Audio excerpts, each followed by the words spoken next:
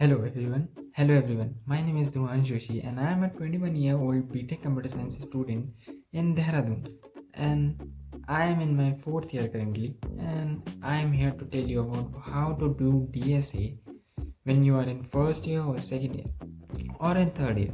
But if you are in your late third year or early fourth year, then I'm sorry, you are really late in this, but you can still do it. You just need 6 months of time and you have to practice whatever you have right now. There is no proper guidance for you have to make your guidance according to you, but still, if you have very much time, then you can follow this video. So I am here to tell you how to do DSA exactly the way it should be done, and which will really make you a problem solver and a pattern recognizer. So for that, first of all, you have to pick a language, a programming language for your coding. Many of you like Python, some of you say CPP, some say Java, some say JavaScript. It is completely on your own what language you pick, but in my opinion, I would tell you that you should pick a language which is very hard to write, like CPP or Java or JavaScript. You can still choose Python, but Python is very much easy and you will not learn many things in that, and it literally have everything. I don't recommend Python for that, but if you are aware of all the data structures, then Python is very good for you. So if you don't know any of the languages and your college don't have every language but C++ or Java, then you should choose in any one language within these. So if you're choosing CPP, then you should first learn STL, the standard template library. I have done my DSA in CPP, and I would like to tell you that STL is a gold mine for CPP users. It literally changed after that you have to learn how to print patterns, how to identify patterns, what kind of patterns you can print, from the star patterns to number patterns, and then alphabets also. This will help you build the intuition of pattern solving and pattern recognition. This will really help you in questions and problems you will face in your later DSA journey. When you're done with these, then you have to focus on basic maths. Of course, basic maths, you really need basic maths for DSA problems or any advanced problems, because it builds your base and your fundamentals, which are really needed for advanced DSA and real life problem solving also. So basic maths mainly include odd, even, prime number, Fibonacci, and everything else you think about till your 11th or 12th maybe. So after you have done the basics and fundamentals of programming, then you should learn about complexities. What is space-time trade-off? What are these complexities? How they affect the program, and how we should optimize them, how to calculate them, how to evaluate the program on the basis of these complexities, how to know which loops are inferred for the problem, how is the program efficient or not, is the program taking less space or not, is it taking faltu ki space. That is focused on time and space complexity. There are basically 3 cases: best case, worst case, and average case. You should know about it. When you're done with your basic math questions, then you have to focus on recursion. It is a new topic for you and you will get to know many things about it. But before that, let me tell you that if you are not aware of OOPS concepts, then you should not jump to DSA so early. You should first learn OOPS concepts. It is really helpful for your programming and coding. What are OOPS concepts? You should know about this. This is a subject in your college, mainly in your second semester or third semester, and you'll get to know how to use a programming language, what all kind of functions are there for a programming language, what all are functions mainly. So for recursion means recalling a function again and again. This is recursion, and you'll get to know how to use recursion, how to use basic recursion mainly, not the advanced version. You should get familiar with recursion and all, because the later things are very much complicated for it. After recursion, you should learn hashing. Hashing is just key value pairs in any language. Python hashing is mainly counting something basically, but it's stored in a dictionary manner. So hashing, hash set, hash table, how to use them in your program, how to think of them in a question, you will get explained in hashing. You should learn about it. After that, the most important topic is sorting techniques. Sorting techniques, you all already know what is sorting. Sorting array in ascending order or descending order. There are many types of sorting. There are mainly bubble sort, insertion sort, selection sort, quick sort, heap sort, radix sort, bucket sort. But main sortings are the first 5 only. You should know about it. You will get to know different approaches on how to approach a question. What is brute force? What is best case? Worst case. After the sorting thing, you should jump on searching. What exactly is searching? How to search element in an array or any of the data structures, and how many types of searching are there? There are only 2 types of searching: linear search and binary search. This will help you understand how the space, how the time complexity really affects the program. The searching is a very good example of it. The next thing is arrays. Arrays are a data structure. It is mainly the list of Python or a sequence of elements of same data type. So you have to learn what exactly are arrays and then perform different operations on it, and then you have to solve different questions which are based on arrays. This will help you in understanding how arrays actually work, what different kind of approaches can be done on different type of problems. You can refer to Lead Code, Code Studio, or Codos for these kind of simple problems. But after you have done array, you can do strings also. You can do strings before array also. It is just basic of data structure. It is very light in comparison of advanced data structure. It is not really asked in very big companies, but in smaller companies it is very much asked. After string and arrays, you can jump to linked lists.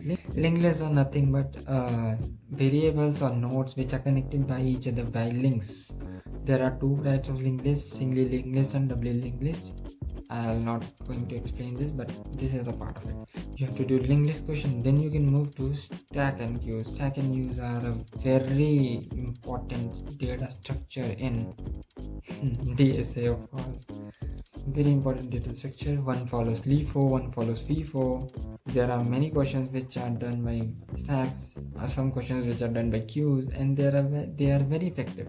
Yes, I only know STL, so I can tell you that STL have stack as their data structure and queue as their data structure too. You can directly use them and use their functions and properties like top function, empty function, push and pop. After that, you can check out different types of approaches and how to approach a particular question. You can just get used to them in your array session. The array session is the longest session you have to do, because you'll get to know how to exactly do programming, how to create programs, how to make efficient programs, and how to understand a problem, how to analyze the problem, how to work on it, what are the edge cases, what are the input cases. So this is the reason when you spend so much time on array, you could not finish it already. You could not move forward from it, and you get stuck in that loop only. You just keep calling the same function of array again and again, and then you're again going to practice array from basics, but you never reach advanced. This is a very big mistake the beginner does. When you think that you are very good at array, then just move forward, leave it. I know it is very much easy for you, but you have to move forward.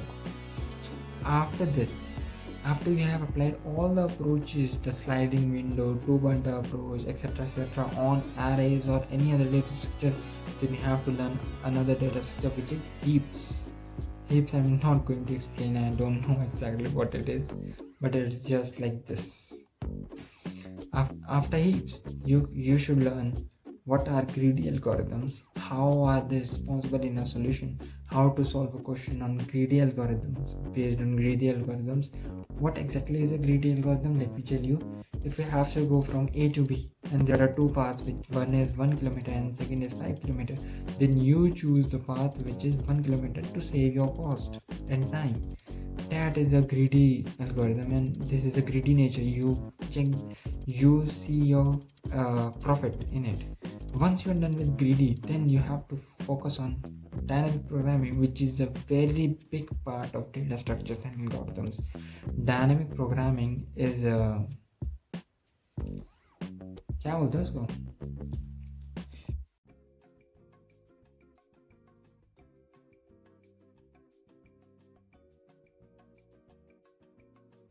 Dynamic programming is a very good alternative to greedy algorithm, because when we do different types of questions on greedy, on trees or graphs, then it fails miserably in many cases. Then we have to use dynamic programming. Dynamic programming is basically generating all the solutions and selecting the best out of it, or the minimum or maximum out of it, which whatever the question asks for. Dynamic programming is a very good counter to recursion also, because recursion generates space complexity. It uses a stack space to recall a function again and again. So dynamic programming helps in that case. Also, after dynamic programming is done, you have to focus on trees and graphs. You should be aware of trees or graphs, and you have to focus on those things and then apply these algorithms on them also. Once you're done with trees and graphs, you can focus on tries also. These are basically part of advanced data structures. Once you are done with every topic, once you have understood every topic in data structures, you should jump on to questions from easy to medium to hard. You should be doing easy questions when you are learning these concepts, but you should do medium questions when you have already learned these things. You have to do different sheets, 75 line sheet also. You should prepare for SDE or SWE, and according to your goal. But if you want to jump on advanced DSA, you can too, because this is asked in FANG and MANG companies basically. So if you want to follow a particular YouTube channel for this, so for the people who understand Hindi, I would suggest Love Babbar Code Help. It has a brilliant playlist on data structures. It has around 140 to 150 videos, I guess, but it uses C++ as its main language, so deal with it. That's why I'm saying that use CPP for it. And for English, I would suggest use Striver. And if you're doing Love Babbar, then you should eventually shift on Striver only, because it has very much good resource. It has a proper A to Z DSA course and sheet in its website, take you forward. You should check out this in the description, and you should follow their courses and their playlists. Striver also uses CPP and sometimes Java maybe, but it mainly uses pseudocode to explain you what exactly the problem is and how the concept is related to you. There are no other playlists on YouTube available. Maybe there are many playlists, but these two are the elixir of knowledge. Seriously, you should focus on one of these playlists, but mainly on Striver only, because it is very much content rich. Love Babbar is also good, but you should eventually focus on Striver only. That is a very good resource, I would say. It has very good explanations, very good insights, very good trivia and all. Not trivia, but yes, sometimes.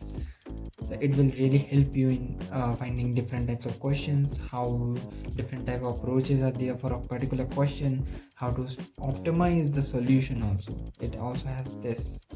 And so that is it. This is a full-fledged video on DSA and how to do it.